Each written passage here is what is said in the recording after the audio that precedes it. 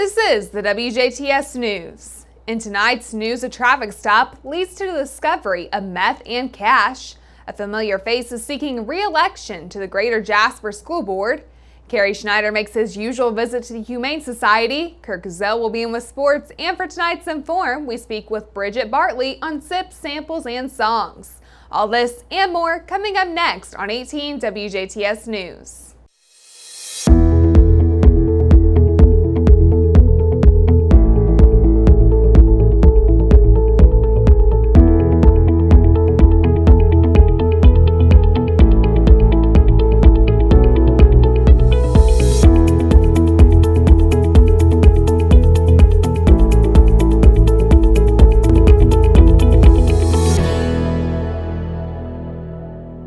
Good evening, I'm Jurnee Davis with news on WJTS.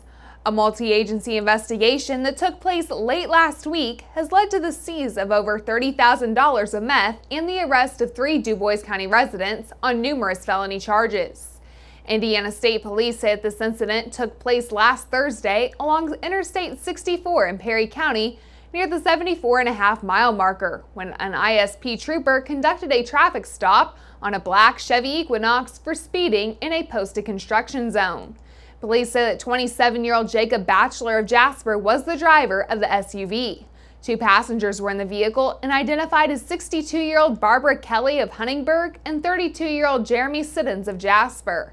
During the course of the traffic stop and investigation, officers became suspicious of potential drug activity, prompting troopers to request the assistance of a canine officer. A Georgetown police officer and his canine partner happened to be in the area at the time of the request. Contact was made with Georgetown police, who quickly ordered their canine officer to respond to that scene.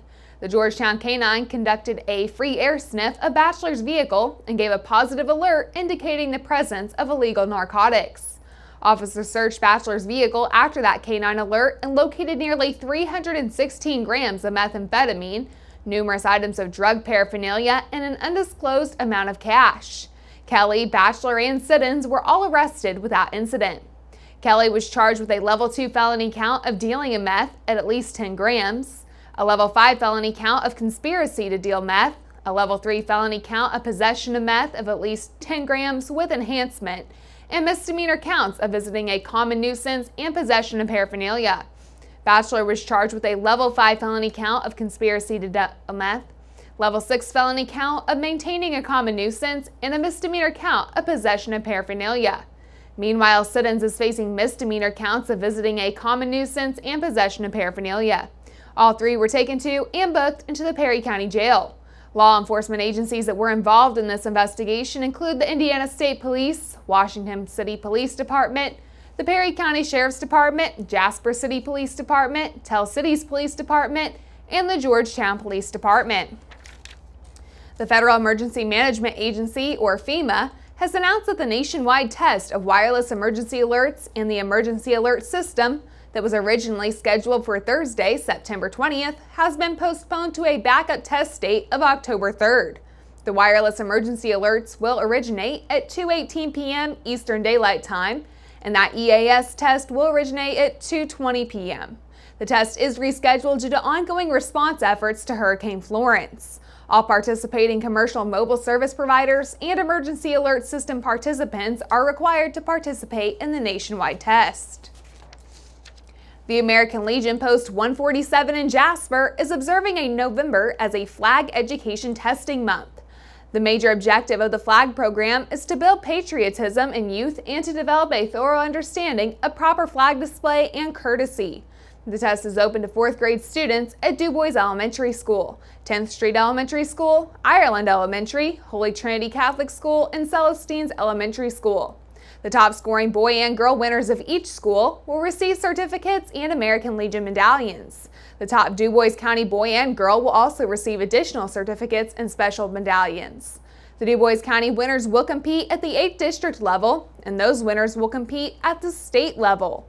The state winners will receive checks for $1,000 during the annual convention at Indianapolis in the spring.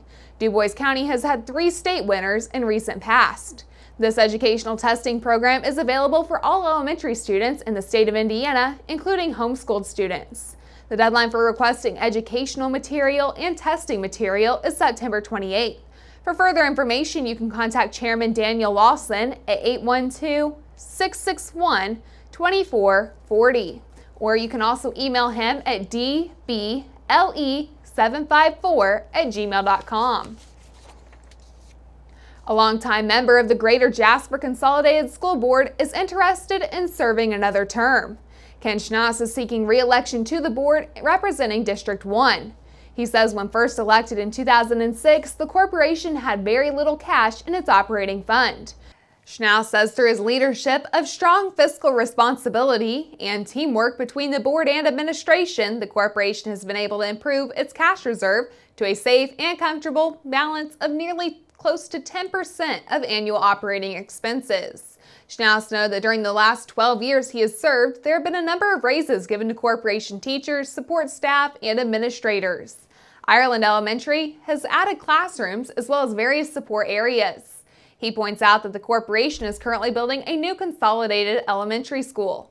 Most of the school's buildings have had major improvements or maintenance done, including a new playing service at the football stadium and security upgrades at all of the buildings within the corporation. He adds that these improvements have been made without raising taxes. Schnaas is vice president at Springs Valley Bank and Trust Company, where he works in the commercial relationship department. Schnaas and his wife Marilyn have 3 children.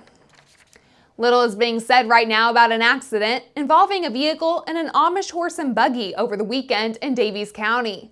The accident reportedly took place on County Road 650 East, about a half-mile north of County Road 200 north of Montgomery.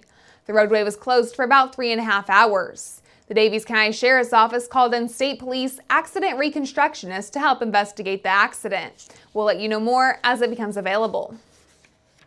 A week-long investigation has resulted in the arrest of a Sullivan man after family members reported missing medication from an elderly relative's home. Sullivan County Sheriff deputies arrested 31-year-old Christopher Spivey last Friday night. Spivey had been hired to do handyman work at the elderly man's home.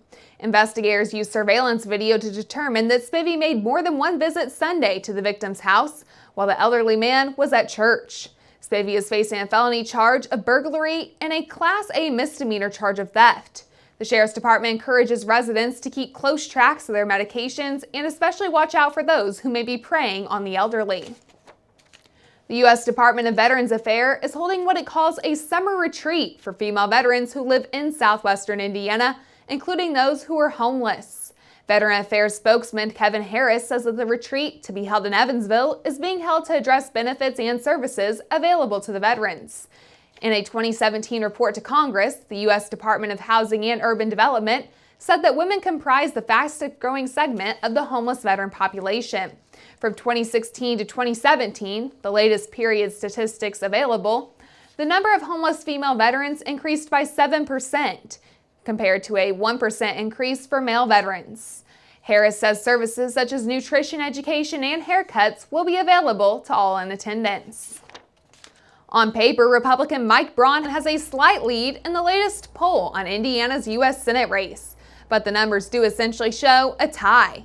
A new Fox News poll released last week gives the Jasper businessman a 45-43 lead over Democrat Joe Donnelly.